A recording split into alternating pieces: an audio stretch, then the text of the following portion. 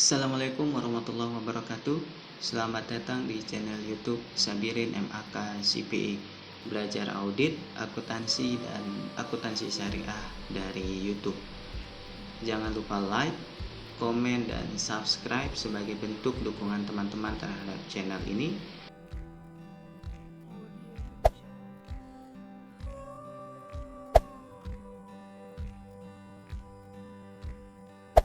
Dan jangan lupa share agar yang lain bisa tahu. Di video kali ini saya akan membahas tentang audit internal atau control self assessment. Nah, apa itu audit internal dan control self assessment? Nah, sejarah tentang audit internal atau control self assessment ini pertama kali berkembang di tahun 1987 oleh Departemen Audit Internal sebuah perusahaan minyak di Kanada yang bernama Gulf Canada Resources. Nah, penerapannya saat itu meliputi yang pertama adalah suatu pertemuan yang dihadiri oleh para karyawan dan manajer, semacam meeting tapi bentuknya rutin, dari karyawan sampai manajer, dari button sampai ke top. Nah, diadakan pertemuan yang rutin membahas apa-apa yang sudah dilakukan, apa kendalanya, lalu solusi yang ditawarkan seperti apa, seperti itu. Kemudian pertemuan itu difasilitasi oleh staf senior internal auditor.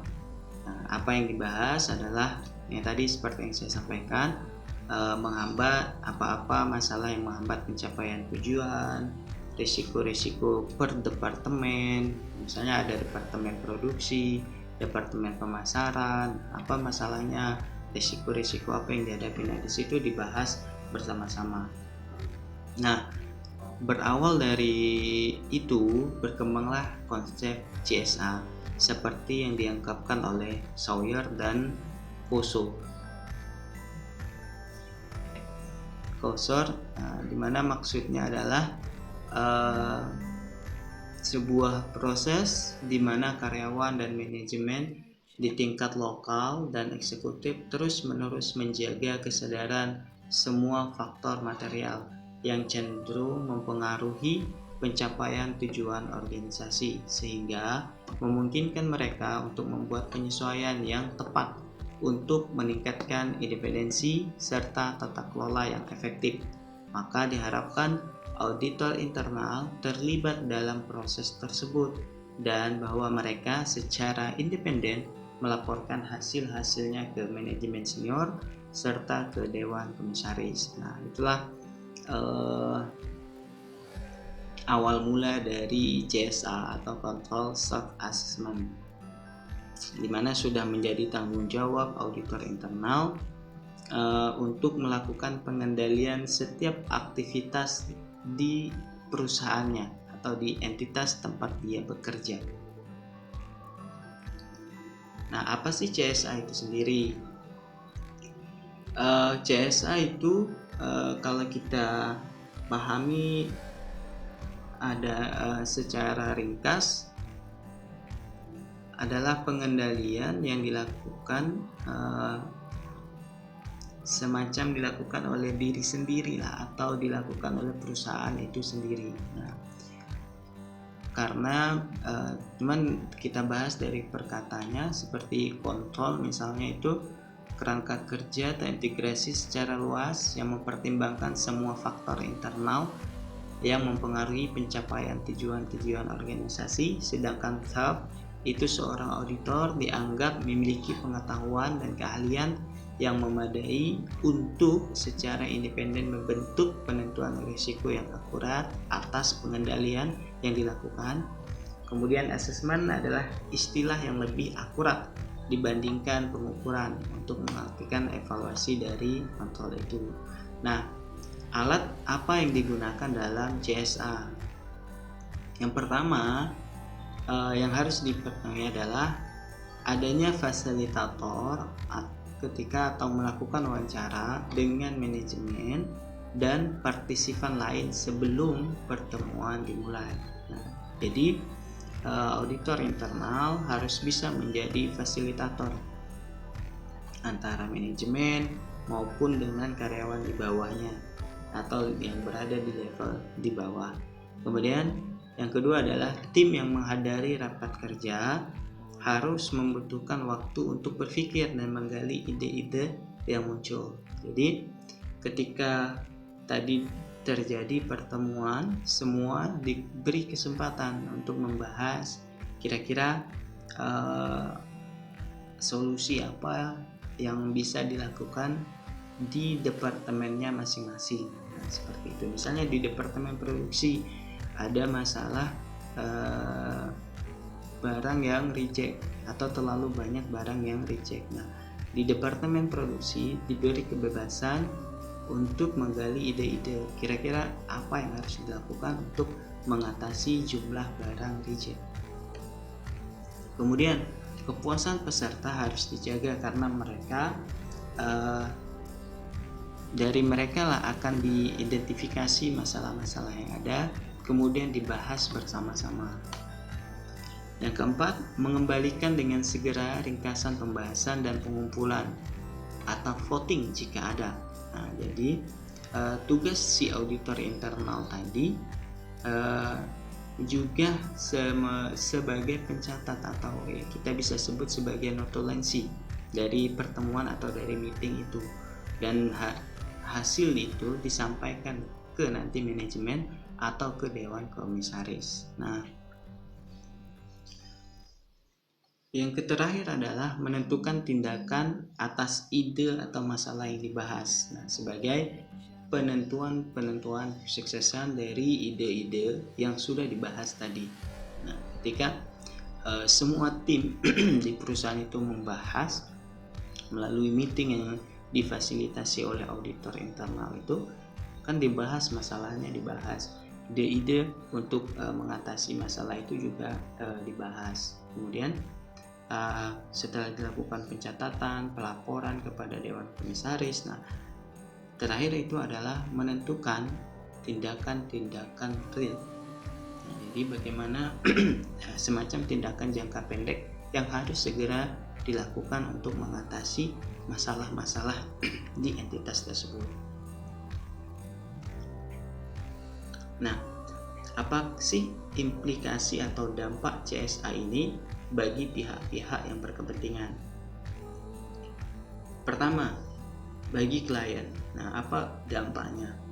Auditor CSA yang merupakan fasilitator yang menyediakan forum, agenda yang berguna untuk memungkinkan klien menemukan sendiri keadaan yang sebenarnya dan memutuskan perubahan yang akan dilakukan di masa depan. Nah, jadi ketika bagi klien dampaknya sangat luas karena mereka diberi kesempatan untuk menggali ide-ide mereka yang akan mereka lakukan untuk mengatasi masalah yang dihadapi mereka dan berusaha untuk mengubah atau menemukan rumus atau formula yang akan mereka lakukan di operasional usaha mereka. Nah, yang kedua, bagi manajemen senior, apa dampak dan manfaatnya? CSA di sini menawarkan penelahan sangat baik atas informasi terbaru, berusaha untuk mengenal resiko dan peluang yang muncul. Nah, hal ini memberikan manajemen peluang untuk membandingkan strategi mereka dengan realitas yang mereka hadapi. Jadi apakah perlu penyesuaian atau tidak yang sudah mereka susun ini, atau tindakan-tindakan mereka ini realistis untuk dicapai atau tidak. Nah, jadi kemudahannya adalah manajemen senior bisa menentukan langkah yang lebih real atau langkah yang paling realistis dan paling mendekati kesuksesan. Nah, bagaimana bagi direksi, bagi komisaris, bagi komite audit dan pihak-pihak lain dalam tata kelola perusahaan? Nah, di sini manfaatnya dengan penelaahan yang lebih komprehensif melalui CSA ini, maka faktor-faktor di luar dugaan akan terbaca, akan muncul dengan sendirinya ketika tadi proses meeting itu dilakukan. Nah, kemudian bagi komite audit dan komite lain, dari CSA yang sudah dilakukan, mereka dapat menetapkan kebijakan untuk membentuk lebih banyak komite dewan guna mengawasi adanya kecurangan yang dilakukan. Nah, baik dilakukan oleh lembaga lain maupun yang dilakukan oleh auditor itu sendiri. Nah, karena tidak menutup kemungkinan ada auditor yang akan melakukan kecurangan. Nah, walaupun kemungkinannya kecil, tapi sangat tidak menutup kemungkinan. Nah, yang harus dijaga ketika menjadi fasilitator atau control self assessment ini adalah sama dengan profesi-profesi lain, yaitu independensi, objektivitas, dan etika dari fasilitator itu. Meskipun CSA ini menyebabkan hubungan auditor atau fasilitator dengan klien menjadi lebih dekat, karena tadi ada meeting pertemuan yang sehingga terasa kekeluargaannya lebih kental daripada biasanya. Nah, tetapi sangat penting untuk tetap menjaga independensi dan objektivitas. Nah, karena sebenarnya ketika terjadi kedekatan seperti itu, semakin sulit untuk menjaga independensi. Nah, cuma tanggung jawab besar kepada fasilitator dalam hal ini CSA itu harus tetap dijaga, walaupun kedekatan tidak bisa diragukan lagi, seperti sudah semacam seperti keluarga, tapi independensi tetap harus dijaga. Yang kedua atau yang selanjutnya adalah menjaga etika mereka atau etika profesi. Di sini menjadi sangat penting. Kenapa etika ini penting? Pertama, yang dilakukan oleh fasilitator itu harus melandaskan kepada kejujuran, honesty, dan keterbukaan, transparansi. Jadi jangan ada yang ditutup-tutupi atau berusaha untuk tidak menyampaikan segala sesuatunya. Kemudian bahwa mereka atau fasilitator itu juga manusia, pasti dan bisa untuk melakukan kesalahan, juga sangat rentan dengan konflik kepentingan. Nah, tetapi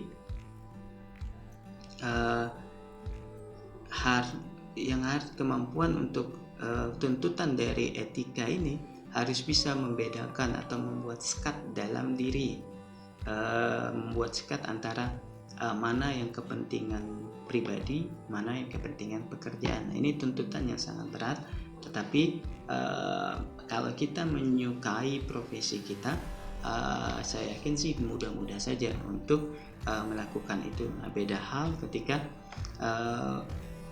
profesi itu kurang kita sukai, tapi kita terpaksa terjun di profesi itu. Biasanya biarpun mudah akan terasa sangat sulit. Nah, apa hubungan antara CSA dan kegiatan audit internal yang lain? Ini berbeda kegiatan audit konvensional CSA di sini lingkup yang dibahas lebih luas. Informasi material yang dikumpulkan itu lebih tepat dan interaktif karena tadi difasilitasi melalui media-media pertemuan. Sedangkan audit konvensional itu jarang melakukan itu. Kemudian dan penghabisan sedikit waktu untuk verifikasi pelaporan karena bisa real time, jadi waktu lebih hemat.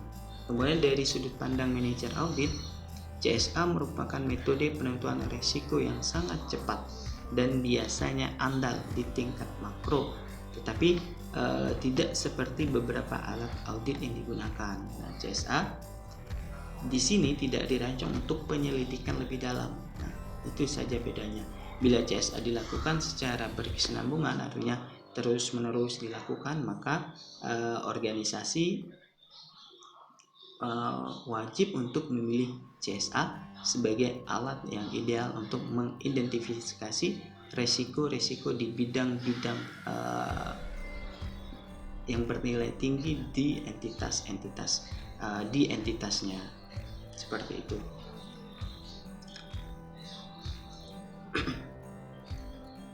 Nah, untuk bisa melakukan CSA ini dengan baik, maka kompetensi yang harus dimiliki oleh fasilitator ini yang pertama adalah pelatihan teknologi, kemudian kejujuran, empati, partisipan yang sangat erat, itu yang harus dimiliki. Kemudian dari sudut kepribadian, sikap untuk menghargai orang lain, memiliki keahlian interpersonal atau semacam pendekatan diri yang sangat baik lah, punya rasa ingin tahu, pendengar yang baik, dan terdorong untuk memberikan nilai bagi klien dan organisasinya. Di lingkup di kesimpulannya di sini, fasilitator CSA harus benar-benar bisa mencintai profesinya dan benar-benar ingin memberikan yang terbaik bagi kliennya. Nah, jadi untuk orang-orang yang memiliki loyalitas yang tinggi dan memiliki kemampuan di bidang audit, akuntansi, keuangan, manajemen, saya kira layak untuk masuk atau menjadi lembaga fasilitator atau CSA ini. Oke, teman-teman, demikian penjelasan saya mengenai CSA atau Control Self Assessment di video kali ini. Jika ada penjelasan saya yang keliru ataupun yang salah, dan jika ada yang ingin teman-teman tanyakan, silakan bertanya, ditambahkan di kolom komentar. Sampai ketemu di video-video selanjutnya. Saya akhiri. Assalamualaikum warahmatullahi wabarakatuh.